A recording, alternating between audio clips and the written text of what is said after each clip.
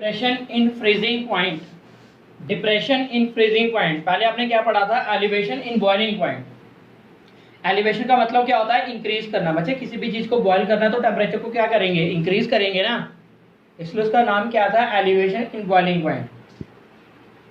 अब क्या depression in freezing point? किसी भी चीज को अगर आपने फ्रीज करना है, आइस बनाना है, पानी को अगर आइस में कन्वर्ट करना है तो क्या करेंगे? टेम्परेचर को डिक्रीज करेंगे ना, रेफ्रिजरेटर में रखेंगे ना। तो किसी भी चीज को फ्रीज करने के लिए टेम्परेचर को क्या करना है? डिक्रीज। इसलिए इसका नाम क्या है? डिप्रेशन। डिप्रेशन क्या हो गया? डिक्रीज। ओके, तो देखिए यहाँ पे ध्यान दीजिए,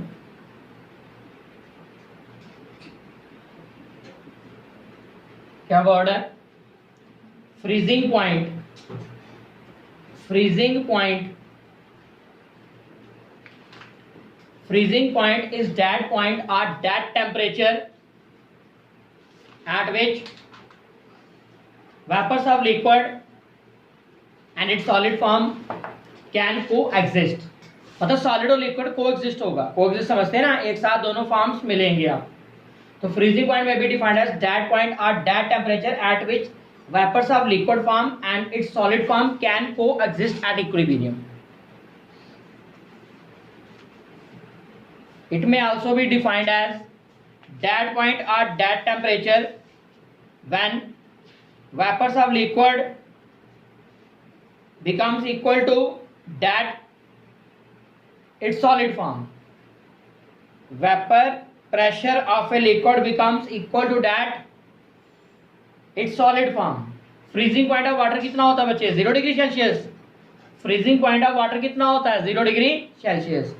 That is 273 केल्विन। 0 डिग्री को केल्विन में कन्वर्ट करना है तो क्या ऐड करेंगे? 273। तो फ्रीजिंग पॉइंट वो पॉइंट है, वो टेम्परेचर है जब लिक्विड और सॉलिड को एग्जिस्ट करेंगे। ये वो पॉइंट है, वो टेम्परेचर है जब vapour pressure of liquid equal हो जाएगा that its solid form. Clear? अब क्या पढ़ रहे हैं हम? Depression in freezing point. Depression in freezing point को किससे डिनोट करते हैं? डेल्टा टी बी के साथ। फ्रीजिंग है तो बी की जगह क्या लिखेंगे? एफ। वहां पे बॉइलिंग था ना, इसलिए क्या लिखा था हमने? बी। यहाँ पे फ्रीजिंग है तो क्या लिखेंगे? एफ। यहाँ पे फ्रीजिंग है तो क्या लिखेंगे? एफ। और इसकी वैल्यू क्या होगी? वहां पे T2 माइनस T1 था, यहाँ पे T1 माइनस T2 होगा। पिछले क्वेश्चन में एलिवेशन इन बॉइलिंग पॉइंट में आपने पढ़ा था डेल्टा टीबी की वैल्यू किसके इक्वल थी? T2 minus T1। Boiling point of solution minus boiling point of solvent. इस केस में क्या है? डेल्टा टी एफ, और इसकी वैल्यू क्या होगी? T1 minus T2। T1 minus T2 मतलब ये T1 क्या रिप्रेजेंट कर रहा है? T1 क्या रिप्रेजेंट कर रहा है बच्चे? Freezing point of solvent. T2 क्या रिप्रेजेंट कर रहा है? Freezing point of solution. Topic क्या है? डिप्रेशन। तो यहाँ पे सॉल्वेंट का फ्रीजिंग पॉइंट ज्यादा होगा ना, और सोल्यूशन का फ्रीजिंग पॉइंट क्या होगा? कम, डिक्रीज हुआ ना। ये समझ आ गया T1 माइनस T2 क्यों आया? तो डिप्रेशन इन फ्रीजिंग पॉइंट में be defined as the difference between freezing point of solvent and freezing point of solution. बाकी मैथमेटिकल सारा सेम है, कोई चेंज नहीं है, खाली बी को मिटा के क्या लिखना है? एफ। बाकी सेम हर जगह। बी को रिप्लेस करके क्या लिखेंगे? एफ। जहां जहां बी है वहां वहां क्या लिख देंगे? एफ लिख देंगे, फ्रीजिंग पॉइंट। बाकी मैथमेटिकली कोई चेंज नहीं है। यहाँ पे बी को मिटा के क्या लिखेंगे? एफ। यहाँ पे बी को मिटा के क्या लिखेंगे? एफ। यहाँ पे बी को मिटा के क्या लिखेंगे? एफ। पहले केबी था, केबी का नाम क्या था? मोलर एलिवेशन कांस्टेंट और एबुलियोस्कोपिक कांस्टेंट। अब के एफ है, के एफ का नाम क्या होगा? Molar depression constant.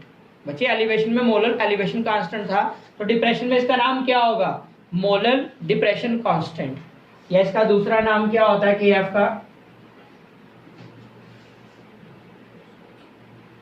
Cryoscopic constant. KF का दूसरा नाम क्या है? Cryoscopic constant. अगर हम मोलैरिटी की वैल्यू 1 पुट करेंगे तो डेल्टा टीबी किसके खिला आएगा? केएफ। बी की जगह क्या लिखना है यहाँ पे? एफ। तो क्रायोस्कोपिक कांस्टेंट में be defined as the depression in freezing point if molarity of solution is taken as unity. अगर आप सॉल्यूशन की मोलैरिटी 1 पुट करते हो तो क्रायोस्कोपिक कांस्टेंट किसके इक्वल होगा? Depression in freezing point. यहाँ पे बी को मिटा के क्या लिखना है एफ, यहाँ पे बी को मिटा के क्या लिखना है एफ। फ्रीजिंग पॉइंट की बात कर रहे हैं, मोलैलिटी की वैल्यू पुट की, यहाँ पे के बी की जगह के एफ, डेल्टा डी बी की जगह के एफ, बाकी सारा सेम है। Only B can be replaced by F. B represent boiling, F represent freezing. कोई डाउट? ग्राफिकली देखिए, ग्राफिकली ऊपर क्या है सॉल्वेंट, नीचे क्या है सॉल्यूशन। ऊपर वाली लाइन क्या रिप्रेजेंट कर रही है वेपर प्रेशर ऑफ सॉल्वेंट, नीचे वाली लाइन क्या रिप्रेजेंट कर रही है vapour pressure of solution. Elevation के केस में हमें कहां जाना था, एटमॉस्फेरिक प्रेशर के इक्वल करना था ना वेपर प्रेशर्स को। एलिवेशन के केस में, बॉइलिंग के केस में कोई भी लिक्विड बॉयल कब होता है, जब उसका वेपर प्रेशर किसके इक्वल हो जाएगा, एटमॉस्फेरिक प्रेशर के इक्वल हो जाएगा। लेकिन फ्रीजिंग के केस में सॉलिड को लिक्विड को किस तरफ लेके जाना है, सॉलिड की तरफ। Freezing point is that point when vapour pressure of liquid becomes equal to that its solid form, solid की तरफ लेके जाना है। तो इसको डिक्रीज करिए, ये लाइन आ गई। ये लाइन क्या रिप्रेजेंट कर रही है सॉलिड सॉल्वेंट, ये लाइन क्या कर रही है सॉलिड स्टेट, सॉलिड सॉल्वेंट। तो देखिए इस पॉइंट के ऊपर जो लिक्विड सॉल्वेंट है वो सॉलिड के साथ कोएग्जिस्ट हो गया। ये वो पॉइंट है जब लिक्विड सॉल्वेंट सॉलिड सॉल्वेंट के साथ क्या कर रहा है, कोएग्जिस्ट। तो इस पॉइंट को क्या नाम दिया जाएगा, T1, मतलब फ्रीजिंग पॉइंट ऑफ सॉल्वेंट। ये वो पॉइंट है जब सॉल्यूशन और सॉलिड कोएग्जिस्ट हो गए। तो ये क्या पॉइंट रिप्रेजेंट कर रहा है, फ्रीजिंग पॉइंट ऑफ सॉल्यूशन। तो इस पॉइंट को क्या नाम देंगे, फ्रीजिंग पॉइंट ऑफ सॉल्यूशन। तो इन दोनों के डिफरेंस को क्या बोलेंगे, डिप्रेशन इन फ्रीजिंग पॉइंट। तो इन दोनों में बड़ी वैल्यू कौन सी है, T1, छोटी वैल्यू कौन सी है, T2, इसलिए T1 माइनस T2 किया। ये ग्राफ समझ आ गया। ऊपर वाली लाइन क्या रिप्रेजेंट कर रही है वेपर प्रेशर ऑफ सॉल्वेंट, क्योंकि सॉल्वेंट का वेपर प्रेशर हाई होता है। नीचे वाली लाइन क्या रिप्रेजेंट कर रही है सॉल्यूशन, क्योंकि सॉल्यूशन का वेपर प्रेशर कम होता है। ये वाली लाइन क्या रिप्रेजेंट कर रही है सॉलिड सॉल्वेंट, क्या रिप्रेजेंट कर रही है सॉलिड सॉल्वेंट। ये वो पॉइंट है जब लिक्विड सॉल्वेंट और सॉलिड सॉल्वेंट कोएग्जिस्ट कर रहा है। तो इस पॉइंट को क्या नाम देंगे, फ्रीजिंग पॉइंट ऑफ सॉल्वेंट। ये वो पॉइंट है जब सॉल्यूशन और सॉलिड सॉल्वेंट कोएग्जिस्ट कर रहे हैं। तो इस पॉइंट को क्या नाम दिया जाएगा, फ्रीजिंग पॉइंट ऑफ सॉल्यूशन। तो डिप्रेशन इन फ्रीजिंग पॉइंट किसके इक्वल होगा, T1 माइनस T2। बाकी सारा कंसेप्ट वही है। इसकी वैल्यू किस पर डिपेंड कर रही है, मोलैलिटी के ऊपर, that is concentration, number of moles. It act as a colligative property. By knowing other values molecular mass can also be determined. Clear है। जैसे आपने एलिवेशन में आपको एक एग्जांपल बताई थी, इसमें भी एक एग्जांपल ले सकते हैं। सिंपल, यहाँ पे एक ट्रे है, इस ट्रे में क्या पड़ा हुआ है, मिल्क पड़ा हुआ है। पहला केस, आपने इसको फ्रीज करना, इसमें कुछ टाइम लग रहा है, कुछ टेम्परेचर लग रहा है। सेकेंड केस, अगर आप इस ट्रे में नॉन वोलेटाइल सॉल्यूट ऐड करते हैं, आइसक्रीम बनानी है, यहाँ पे ऐड करिए, ड्राई फ्रूट्स ऐड कर दीजिए, ड्राई फ्रूट्स, बटरस्कॉच, चॉकलेट, कुछ भी ऐड कर दीजिए। आप देखिए हाफ पोर्शन कवर हो गया नॉन वोलेटाइल सॉल्यूट से, तो उसका फ्रीजिंग पॉइंट क्या हो जाएगा, रिड्यूस टू हाफ। टाइम क्या हो जाएगा, रिड्यूस टू हाफ। बच्चे पहले इस ट्रे में जो भी मिल्क था उस पूरे को फ्रीज होना था, अब तो हाफ ट्रे तो ऑलरेडी फ्रीज है ना।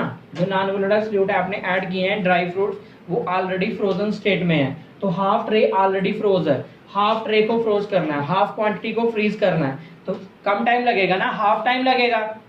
तो डिप्रेशन फ्रीजिंग पॉइंट हो जाएगा ना, यहाँ पे डिक्रीज हो जाएगा ना फ्रीजिंग पॉइंट। कोई डाउट? Thank you.